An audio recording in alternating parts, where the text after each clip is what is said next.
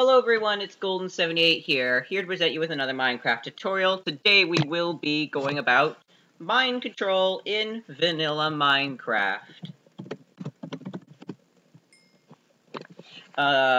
Today I have bbarker 227 with me.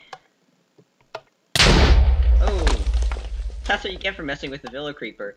And he will be helping me demonstrate mind control in vanilla Minecraft. At 1.8, you can do this to mobs, too. So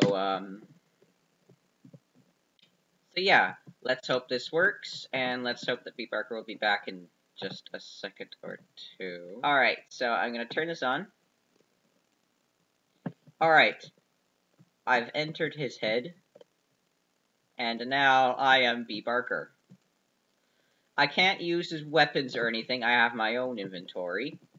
But, I'm gonna go, force him to go off on crazy adventures. I'm gonna force him to fight. So I'm gonna grab my own sword. See, I actually have a separate inventory. See, look, this is odd, right? You can probably tell what's actually going on, but, let's fight this thing. Let's fight it. Oh, or let's make him fight it, I should say. Okay, run away, run away, run away, run away, run away. Oh, he was slain. Oh, he's back. Okay, that's a bit of a bug with the mind control. I'll try and fix that. But, anyway, let's force him to fight the golems. Alright, so I'm gonna build the cow god, which, if you have been following my videos for a while, and saw my custom golems video, you should remember from ages ago. So, oh, he's trying to resist my mind control. Alright. So, we're gonna place all these pumpkins. Ugh. Mind control means there are two bodies wandering out. It's not always easy to place blocks. Gah! Mind control is my thing. Oh, he's trying to resist. Jeez, I can't see. Okay, let's get out here. Alright, now, let's place body. Gah! Get out of my face. Well, that's what the mind control is all about. I should have, I don't know what I can do about that, though. Not much I can do about that, though. Yeah. It's not really for placing blocks, it's more like impersonating other people, attacking them, that sort of thing. Alright, now let's get the final pieces in. Really quick, I want to just prepare this command so that I'll release him from my mind control the very second I summon the golem. I used a scoreboard objective to manage this. So, okay, so I am going to summon the god and then release him and then force him to fight, knowing that he summoned it of his own free will. Not really. Oh no. He's trying to resist my mind control. He can fly! bbarker can fly! Alright, none of that. Now it's time.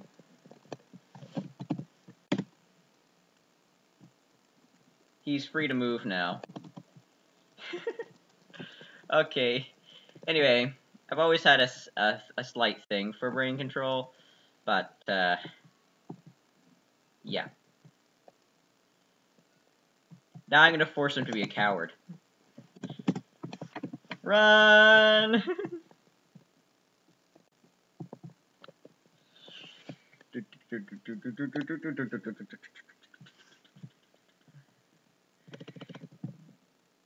Okay. Let's release him from my spell. And I'm gonna take myself off the scoreboard. Well, anyway, that's it for my demonstration demo. I'll see you in a second or two when I'll show you how this works. See you then. Me, I'm being moved around like a rag doll. I have no will of my own. Help me! I'm at the will of the blue ghost. I'm completely at the will of the blue ghost. Okay, hello, I'm back on the other side. This is actually a whole one day later from the actual part with me and B. Barker, but now I will show you how this works. Now, I'm going to explain one command block at a time on how this works. So listen carefully. Well, you don't have to listen carefully, it's a tutorial. You listen to what you want, it's optional. But if you have any problems, just feel free to comment down below with the specific problem you are having. If you are going to comment about it's not working or something's wrong with it with no details, it's very irritating to have to either leave it alone, which I hate because then people think I'm not trying to help them, or having to reply back and then wait for them to reply back when it just seems a lot more simpler when they could just say initially what's wrong. So, please try to comment back with, the problem at hand. Right away, please. That would be more efficient. Anyway, sorry. Anyway, so here we have a simple invisibility command. Before I actually go into this, just two real quick things. I made a scoreboard that is a scoreboard of mind. I just called it mind, and it's the dummy variable. And, so yeah, you just make scoreboard, objectives, oops, oh, that's not at all what I want to do, whoops, it's like I can't press anything. Okay, add, and then you just name it, whatever, and then if you put dummy, then it just means that it's not affected by anything except command blocks. It's completely controlled scoreboard, controlled by you. Like, nothing else will do anything except your redstone commands. So anyway, it's a dummy. So the players who have 1 point are the ones that get controlled, or just normal, but get chained, pretty much chained to the other player. And then you set the other player to 2 points, and that one's a little more complicated, but we'll get to that. So this command gives an invisibility effect to all players whose score of mind is 2 and higher. So score underscore of mind, and then you add this minimum here, to make it minimum. If you took away the minimum and the underscore, it would turn it into maximum. So if you want exactly 2, you'd have to add a comma and put score underscore of mind equals 2. But in this case, I actually do want to stick on minimum. And if it didn't matter, I'd just leave it like this too. But anyway, it gives invisibility, which is this 14, for 1 second, over and over and over again. Alright, so that's simple enough. Just give it to whoever is doing the controlling. Then here, now this I took off for the demonstration because I decided it was best to go without it, but this clears the inventory of the player who's controlling, just in case you didn't really want them to have an inventory, but if you want them to have an inventory, just don't go with it.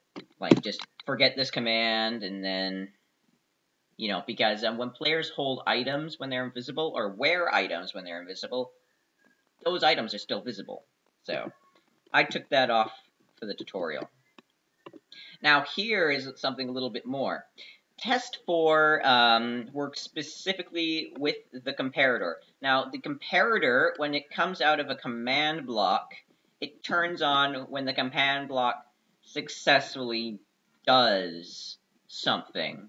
So if say a command block is continuously trying to set my score of mine to 1, it'll turn on if it successfully does so, but if I'm on 1, then it's pretty much failing each time because there's no need to do so, so then it'll turn off.